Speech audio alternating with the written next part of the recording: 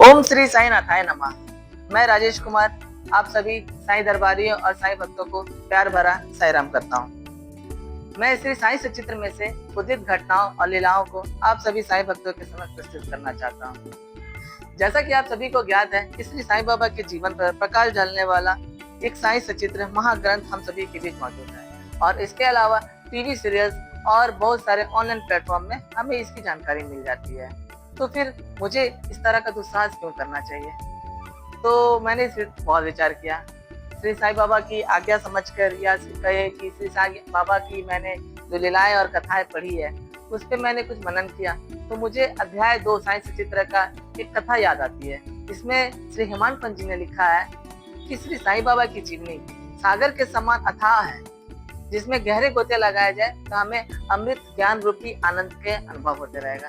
और बस यही दुस्साहस करने का मैंने प्रयत्न कर लिया और श्री साईं बाबा के जीवन से जुड़ी कथाएं और लीलाएं आप सभी के सामने प्रस्तुत करने का मैंने कोशिश कर रहा हूँ। इसलिए आप सभी को एक बार फिर से मैं सादर प्रणाम करता हूँ और मैं श्री साईं सचित्र की कुछ कथाओं को आप सभी के सामने प्रस्तुत करता हूँ। श्री साईं सचित्र श्री गोविंदराव रघुनाथ दामोलकर अर्थात हेमांत पंत के द्वारा रचित श्री साईं बाबा के जीवन काल में घटित घटनाओं पर आधारित साईं सचित्र नाम की एक महाग्रंथ है।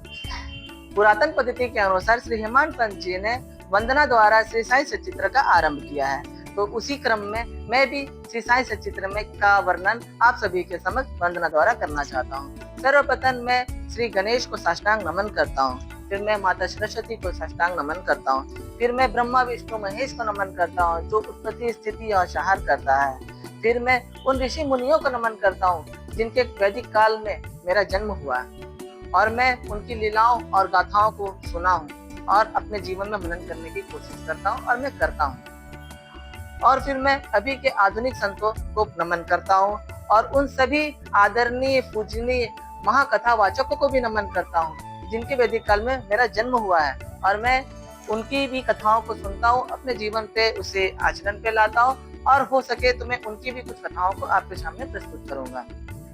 उसके बाद मैं अपने माता पिता को नमन करता हूँ, फिर मैं उन श्रोताओं को नमन करता हूँ और उन पाठकों को नमन करता हूँ जिन्होंने साईं सचित्र को पढ़ा और जाना है, और फिर मैं अंततः श्री साईं बाबा को नमन करता हूँ और मैं आज्ञा चाहता हूँ कि आप इस कार्य को यशस्वी बनाएं और मुझे भी कुछ अपनी कृपा के पात्र बनाएं। ओम साई राम।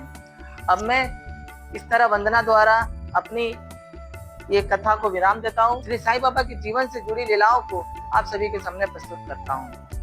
मिलते हैं हम अपने नेक्स्ट वीडियो में। मुझसे जो गलती हो गई है उसके लिए मुझे क्षमा करें। श्री साईं बाबा, मैं आपको साष्टांग नमस्कार करता हूँ। अगर मुझसे कुछ त्रुटि हो गई है तो मुझे क्षमा करें, अपना बच्चा समझ के पापा मुझे माफ करें। अगले वीडियो में मैं आपको बताऊंगा कि गेहूं पिसने वाला एक अद्भुत संत जिसे साईं बाबा के नाम से जाना गया वह कैसे थे और उन्होंने क्या क्या किया।